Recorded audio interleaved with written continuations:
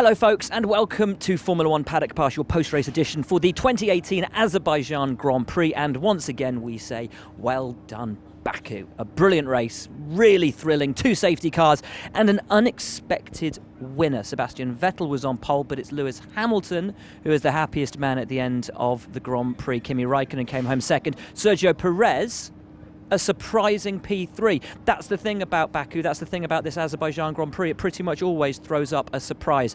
Carlos Sainz, brilliant in the Renault for their highest position since returning to Formula One as a manufacturer. Charles Leclerc with his first points in Formula One, both McLarens in the points, and the Red Bull drivers getting into each other and taking themselves out down at turn 1. So much to talk about, so much to dissect, so much to reflect upon. Let's start though with those top 3, with race winner Lewis Hamilton, with Kimi Raikkonen in second, and a very surprised and actually pretty emotional Sergio Perez in third. Lady Luck's not always been on your side this year, has she? But she was smiling on you today. Yeah, I think today was definitely I was in heavy need for her today, so I am really grateful for the position, for the opportunity to have won. I ran back after the race to go and see Valtteri because I really felt he just drove an exceptional race, very consistent, and ultimately deserved to have won the race. But for whatever reasons, whether it's debris, whatever, just he was so unfortunate. So it definitely felt awkward standing on top of the podium. I'm definitely not one to gloat in a race where you've kind of inherited a position, rather than truly felt like you've outperformed everyone and earned it. And but I have to take. I have to take it. Days like this don't come too often. So I've definitely been really unlucky in times in my career where I've been leading the race and lost it, and so I have to take this. When you had to come in to the pit so early in the race, did a podium seem a distant possibility? Not really after last year, so we've seen a lot of crazy things here happening, and often a lot of safety cars and things just turn on their head. So it wasn't ideal, but it wasn't like it's the end of the race because we've seen what happened last year. So. Talk us through what happened with Esteban on the opening lap. Not much. I kind of went inside and I was a little bit past him, and then I slowed down more because there was a lot of cars going into the corner, and then suddenly we were next to each other and just turned in. I don't know if he should have seen me because I was next to him already on the braking ones. So, but I don't know. Obviously, I need to ask him. Did you see this one coming? Not at all. I mean, I started the race with a damaged front wing. Got a hit behind by the Williams, so I broke my front wing.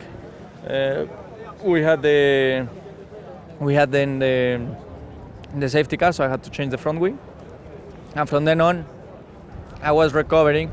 I was running 7th, and then obviously the Red Bull crashed into each other, and we had the safety car. But it was not so straightforward because I was on the wrong tire. I put the super soft because that was the only set we had, and everyone else around us was on ultras. The warm-up was incredibly difficult. I mean, you saw Grosjean crashing into the wall. It was really difficult to warm up, and having the super soft even harder. So at the restart, I was happy to maintain my position, but then after lap 1, I saw that the group ahead was struggling even more than I did. So I saw an opportunity with Sebastian. I overtook him after he flat spotted, and I knew that the race started there because I had 2 laps where I really had to risk so much with lacking so much warm-up. You do a mistake here and you end up in the wall. And when I look at my pace, I was 4 tenths or so faster than Lewis in the last lap. So I just pushed massively. Those 2 laps were the laps of my life. 2 years since your last podium, which also came here. You're now the most successful Mexican driver of all time. What does that mean to you? No, this means a lot to me. I mean, it means a lot. So that's your top 3. But it didn't always look that way. Sebastian Vettel led the majority of the race. And even after the safety car came out, the final safety car right at the end, it looked like he had a pretty good shot at the win. Valtteri Bottas was leading at that point. Seb was just behind him, but Seb locked up going down into turn 1, went straight on. everybody flew past him, and that ultimately, that lock-up is what did his tyres in and saw him fall behind Perez to come home fourth. A day in which he made, well, as you'll hear, I said no mistakes, he corrected me. One, crucially, that one key mistake. P4, not what you wanted after leading all day. Can you take some satisfaction from the fact you did absolutely zero wrong today? Well, I did one mistake. But enough, obviously, in the circumstances. I think if I had a lock-up on my own, seconds in the lead, then that's a different story. But that's what it was. I don't think I should be, and I'm not too upset. Obviously, I'm very upset inside because I didn't want that to happen. But then there's so many positives. So I think we need to, look forward. And we had a strong car all race. There were phases where we were the strongest, phases where we were right with them. I think all in all we can be happy, but obviously, with the safety car, it became a bit of a lottery, but that's how it goes. One day it's like this and the other day it's like that. And we go to Europe now, start the main season, big upgrades coming from everybody. You confident you've got the best car in the field at the moment? Well, I think you can't answer that question, and that's a good thing. I think you have 3 cars, 3 teams that are a match, especially in race trim. So I think we need to make sure we keep that form.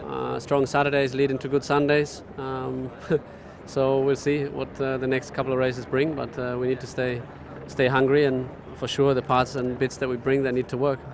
Sebastian Vettel no longer leads the Formula One World Championship standings for drivers. That honour instead goes to Lewis Hamilton. However, it might have been so different. It could, arguably should, be his teammate Valtteri Bottas. Didn't put a foot wrong today. Strategy worked out perfectly. Changed onto the quicker tyre right at the end. There's Ted.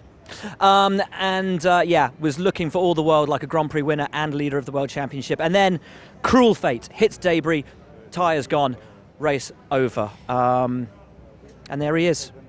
Steve, just over there, walking back. Could, arguably should be the World Championship leader tonight. As he says, what are you going to do? That's got to be the luckiest and unluckiest race you may have ever experienced. What are your emotions standing here right now? Yeah, it's difficult to say anything really. It was a really good race until then. The pace we had in the end of the first stint, we could run really long with a good pace. On the safety car restart, it felt like I had everything under control. The car felt really good, and I could immediately pull a bit of gap, and then this happened. So not much else to say. Everyone saw what happened, so just, I guess, unlucky. It was an odd place for the debris to be as well on the track. Had you spotted it on any of the earlier laps? Honestly, I have no idea where the debris was. I didn't see anything or feel anything, so I need to have a look. So, Valtteri Bottas, absolutely gutted. Another driver a little bit upset at the end of the race was Esteban Ocon. Of course, he was out on lap 1. Raikkonen touched on the contact that he'd had with him. Ocon told us when he came to the pen that he believed that Kimi had actually lifted off the brake and used him effectively as a brake into the corner. I'd argue Esteban maybe could have given a little bit more room. Driver can't just disappear on the apex of a corner. Call it 6 of one, half a dozen of the other, or I'd be inclined to go maybe 70-30 towards Ocon having responsibility for that. Anyway, be that as it may, it robbed Force India of a much better result, but they'll be happy anyway. Podium, champagne, joy. Also joyous down here at, we'll never make it down in time for the end of the link. Renault, a great drive from Carlos Sainz today. Again, came home P5, delighted. Cracking job today, Carlos. How good did it feel out there, and this result as well? It felt great. I mean, eventful race, as you can always expect in Baku. Very tricky conditions out there, but a great start put me in a great position to attack the Red Bulls at the beginning, make a couple of moves, pull away. Then the ultras of the end lasted long, and I had to pit, and all of a sudden it was a bit depressing, no? Because from going P3 to seeing yourself have to climb up from the back of the points again, no? And we had the safety car, and after the safety car it was all about bringing it home, even if it is a very strong result for the team. You had to make the strategy work there. You had to push in those early laps. How much fun was it? How did it look? It looked great. Suddenly with Renault guys pushing flat out here, managing to beat the Red Bulls there in those first 10 laps, opening a gap, putting some pressure on them, felt great. And then obviously they got back with a super soft tire, and I immediately had to pit. So in general, very happy because it was very, very, very fun race, like always in Baku, and I also felt comfortable in the car. Now, 6th place in the 2018 Azerbaijan Grand Prix went to a driver that you voted your driver of the day. Charles Leclerc has not had life all that easy in his first few races in Formula One, but returning to the scene of his quite incredible, dominant weekend in F2 that really announced him onto the world scene last year, he has been in his element, out-qualified his teammate by 1.8 seconds. And blasted home to record his first Formula One points. Take a bow, sunshine. Phenomenal job. So good. So good. We could talk about how well this circuit suits you, talk about those things. Let's just talk about your emotions standing here right now. A phenomenal drive. Yeah, I mean, the emotions are difficult to describe now. I mean, it feels a lot better than anything I've experienced before. And yeah, I mean, the track is a city track, so I obviously really like city tracks in general. But we have had an amazing pace. I mean, on super soft we were very, very quick. I mean, Red Bull and Ferrari were struggling to pull away, so we were very quick. Then we knew that on low fuel at the end we are struggling more. But yeah, I mean, P6 at the end, so I'm not going to complain. I'm so happy about today. Now, McLaren didn't look like they were having a very positive weekend, their most disappointing qualifying performance of 2018 so far, and yet they turned it into both drivers once again coming home in the points. Fernando Alonso in 7th, Stoffel van Dorn in 9th. And that, despite the fact that Fernando Alonso, in the early part of the race, had 2 wheels on his car only and clattered the pit wall as he was coming back into the pits to get his car fixed. Carrying damage all afternoon. An incredible job, an incredible drive from Fernando and from Stoffel, actually, to make the best of a bad situation and again bring home valuable points for McLaren. It was a nutty race, but you're back in the points again. Positive day for you. Yeah, at the end, obviously the result is great. You know, P13 at the start and P7 at the end, P9 for Stoffel, both McLarens in the points. A great Sunday. But you know, the race was very complex, very, very difficult from lap 1. The incident, we damaged 2 tires, and I think those flat tires, they destroyed the car, the floor, the rear wing, the front wing, and then we didn't know if it was a DNF, but we kept running. We risked. We found ourselves quite competitive with a car in those conditions, and then with the latest safety car, we recovered even more places. So P7 is great, especially after the first lap incident.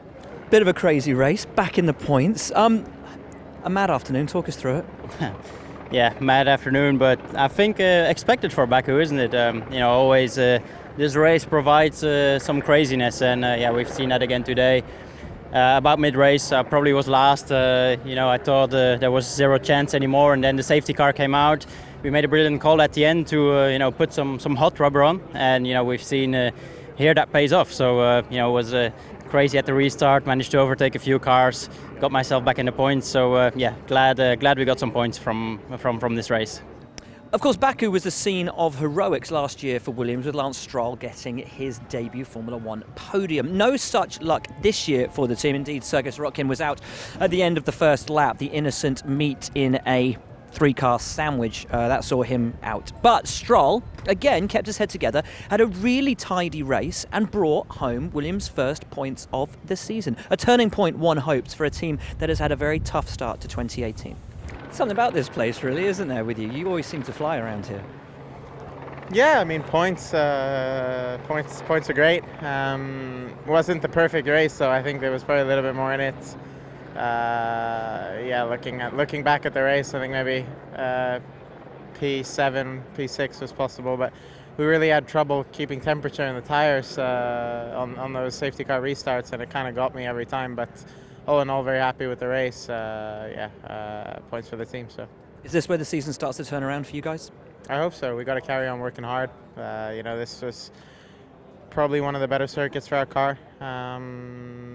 You know, but for sure we have to be happy with today's result, but we can't lose sight on Barcelona because it's a very different kind of circuit, and we need to expect a challenging weekend. Now, Toro Rosso came off the back of a horrible Chinese Grand Prix where the teammates collided, to see them almost collide again actually yesterday in qualifying. But in the race, and on a weekend where the team had nowhere near the pace that we saw from them in Bahrain, they came home in the points. Brendan Hartley, 10th place, 1 point, and that will mean an awful lot to him. Points. Yeah, come on. That's got to be reason to smile. Crazy race. Well done. Yeah, it was an interesting race. I guess from my point of view, I kept it clean. We didn't really have the pace to challenge. In the areas where we needed to overtake, we just couldn't get close enough. But there was a lot of drama around me, and I managed to keep my nose clean and take home that 1 point. I think times of the race, the pace was okay, but on the ultra soft tyre at the end, it didn't feel like I could attack the cars in front. But yeah, honestly, I'll take the point first point on the board and build from there.